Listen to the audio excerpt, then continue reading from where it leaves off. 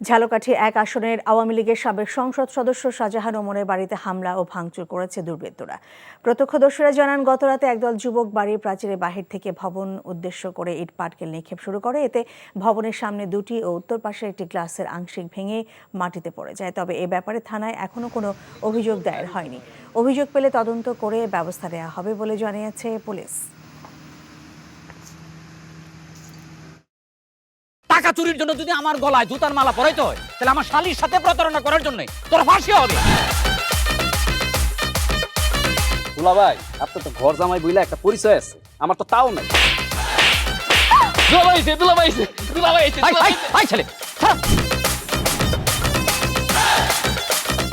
রাজনৈতিক ফ্যামিলির মেয়ে হয়ে ওই কাজ করবে।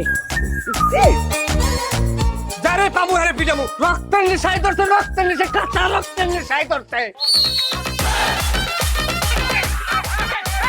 তোমার এই পলিটিক্স আমার বাম পকেটে থাকে। তোর বউরে ঝামেলা পাকাই। এই বেটা, আমি তখন বিয়ে করিনি। দুইটার আমি গুলি করে মারু। মাসুদরা কোনোদিন ভালো হয় না।